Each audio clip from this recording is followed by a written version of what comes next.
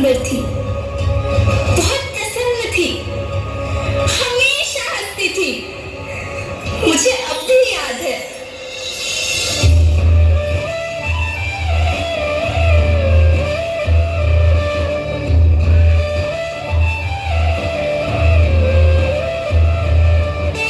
मैं तुम्हारी माँ सुंदर क्यों ना होती?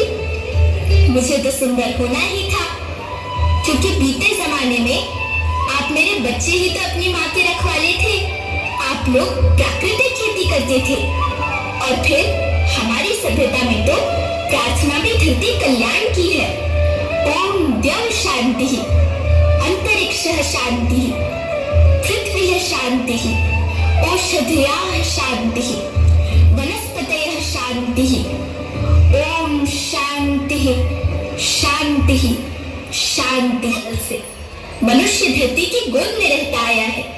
लेकिन आज मैं आपसे पूछती हूँ कि आपने इसके बदले धरती माँ को क्या दिया? ये जहरीले रसायन और प्राकृतिक खाद जो मिट्टी को बंजर कर रहे हैं, उर्वरकता को बर्बाद कर रहे हैं। आप अच्छी पैदावार के लालच में जो रासायनिक खाद अपने खेतों में डाल रहे हैं, वो अभी तो लाभ देगी, लेकिन लंबे समय में उसी रासायनिक खाद का नुकसान भी है। रासायनिक खाद जहर समान है, और तो और फसलों में पानी की खपत भी बढ़ रही है, जिससे खेती की लागत बढ़ रही है, और पानी का स्तर जमीन के काफी नीचे जा रहा है।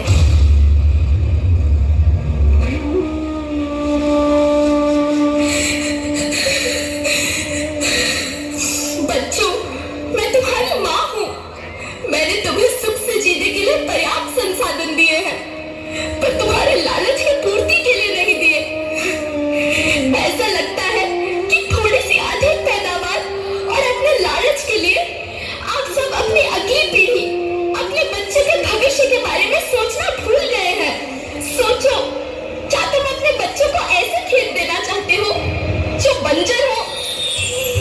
लेकिन धरती माँ, आपको सुरक्षित और प्रसन्न रखने का उपाय क्या है?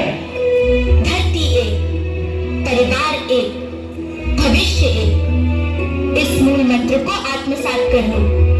प्राकृतिक संसाधन को बचाओ, प्राकृतिक खेती को अपनाओ, और परंपरागत देसी पद्धति से, जैसे गो आधारित उत्पाद, जीवामृत, बीजामृत, पंचगव्य खाद का उपयोग करो, ताकि मिट्टी की उत्पादकता बनी रहे।